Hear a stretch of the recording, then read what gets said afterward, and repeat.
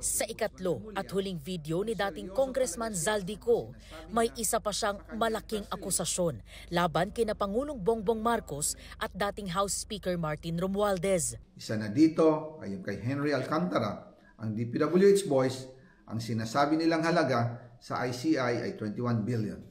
Hindi po totoo yan. Ang totoong numero ay 56 billion pesos at yung pong halaga na yan ay kay Pangulong Bongbong Marcos at Martin Romualdez na punta lahat. Sa testimonya ni dating DPWH Bulacan 1st District Engineer Henry Alcantara sa Independent Commission for Infrastructure, SICO ang itinurong proponent sa 35 billion peso na halaga ng flood control project sa Bulacan mula 2022 hanggang 2025.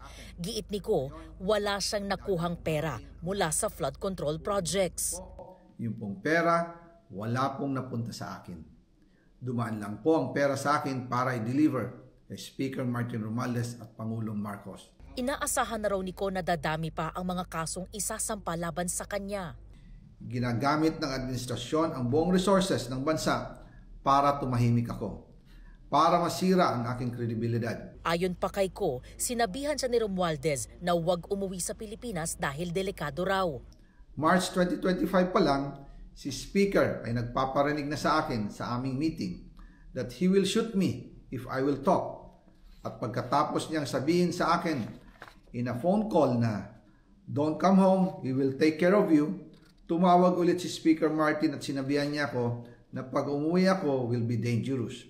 Kasi they might hire someone to do a rob out on me or hire the police to kill me while in jail. May mga ilalabas pa raw na impormasyon si Ko sa mga susunod na araw. Sana po ay hindi nila ako mapatay bago ko mailabas ang lahat. Sa unang video na inilabas ni Zaldico noong Biyernes, idinawit din niya ang Pangulo sa umano'y 100 billion peso insertion sa 2025 budget. Sa ikalawang video na inilabas nitong Sabado, nanawagan si Ko sa Senado na imbestigahan ang umano'y 100 billion peso insertions dahil wala raw siyang kumpiyansa sa ombudsman.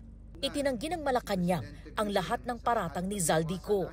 Na yung lahat sinasabi ni Zaldico ay puro basura, walang kwenta, walang ebidensya. Kaugnay naman sa sinasabi ni Ko na banta umano sa kanyang buhay, nauna nang nanawagan ng Office of the Ombudsman kay Ko na umuwi siya sa bansa at ipa-verify ang kanyang mga salaysay. Kung hustisya raw ang layunin ni Ko, dapat dumaan siya sa tamang proseso at hindi sa ingay.